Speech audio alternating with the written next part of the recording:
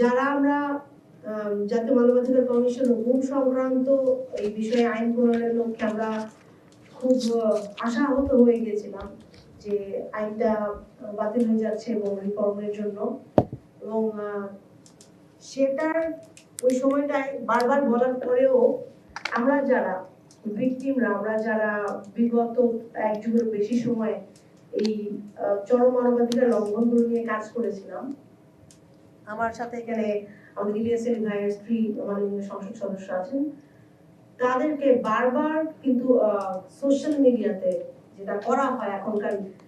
Last 1.5 ইয়ারে যে culture create করা হয়েছিল যে তারা কেন কিছু বলছে না, তারা কেন কিছু বলছে না, তো সেই জায়গা থেকে আমার মনে হয় খুব ক্লিয়ার এখন সামনে আসছে যে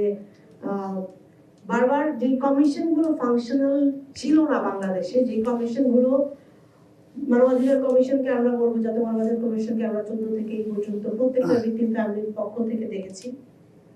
কেমন ভাবে তারা প্রত্যেকটা কাজকে কেসকে এড়িয়ে গেছে, ইফেক্টিভ কোনো ইনভেস্টিগেশন আমরা সেখানে পাইনি, এবং প্রত্যেক সময় তাদেরকে নিজেদেরকে পদত্যাগ করে চলে যেতে হয়েছে। তো সেই জায়গা থেকে আমরা বলবো যে আমরা যারা ইভেন আমাদের একটা গুম কমিশন গঠন করা হয়েছিল 1.5 ইয়ার, এখন পর্যন্ত আমরা যারা ভিকটিম তারা খুব অনেক কষ্ট করেছেন যতটুকু তাদের ক্যাপাবিলিটির ভিতরে ছিল, বাট যেই জায়গায় আমরা যারা ভিকটিম ছিলাম, যাদের ভাই বা হাজবেন্ড আমাদের মতো ফেরত আসে গুম হয়ে যাওয়ার পরে লং টার্ম,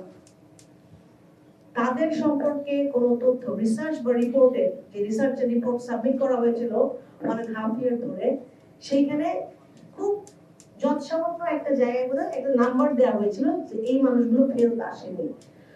তো ওইখান থেকে আমার মনে হয় এই উদ্যোগগুলো যে আমাদের সত্য জানার যে অধিকার গুম সংক্রান্ত আইনে এখন আসছে, এগুলো খুব মানে আর্জেন্ট আমাদের জন্য, যারা ভিকটিম প্ল্যাটফর্ম, যারা বাংলাদেশে এখনো অপেক্ষা করে আছে জানার জন্য। আমরা অলরেডি ওই সময়টাতে দেখেছি যে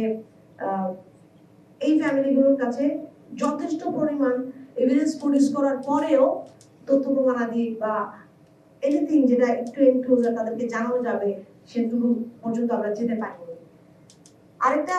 যেটা আমাদের এই আইনের মাধ্যমে আসছে যে আমাদের এভিডেন্স এবং সাক্ষী যারা তাদেরকে যথেষ্ট নিরাপত্তা প্রদানের কথা আমরা নিশ্চিত করছি এখানে। তো সেই জায়গা থেকে আমি আরেকটা জিনিস বলতে চাই, আমরা দেখেছি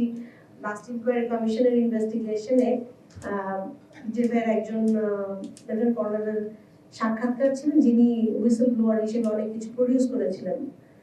পরবর্তীতে আমরা দেখেছি তাকে দেশ ছেড়ে পালিয়ে যেতে দেওয়া হয়েছিল। তো সেই জায়গাগুলোতে অ্যাকাউন্টেবিলিটি, হ্যাঁ সেই জায়গাগুলোতে আমরা আসলে এই ইনস্টিটিউশনাল অ্যাকাউন্টেবিলিটি এইটার জায়গা থেকে আমার মনে হয় এখনকার যে প্রস্তাবনাগুলো সেগুলো এই যে লুপহোলস গুলো আমাদের যে ফাংশনালিটি ছিল এই লুপহোলস গুলোকে অতিক্রম করে আমরা ইনশাআল্লাহ আরো আপনাদের সাথে কথা হবে এবং এগুলোর ভিতর থেকে নিয়ে আমরা যেন পাবলিক কনফিডেন্সটা আবার আমরা এইভাবে ফিরিয়ে আনতে পারি এবং সেইটার উদ্দেশ্যেই কাজ করে যেতে পারি, যেখানে আসলে বাংলাদেশ আসলেই আমরা সিরিয়াস এটার অ্যাকাউন্টেবিলিটি স্ট্রেনথেন করার জন্য, ইনস্টিটিউশনাল সেফগার্ড এনশিওর করার জন্য, রুল অফ ল ইন প্লেসে আনার জন্য, এবং এটা যেন আসলে এই কাজটার মাধ্যমে সামনে আসে এবং আমাদের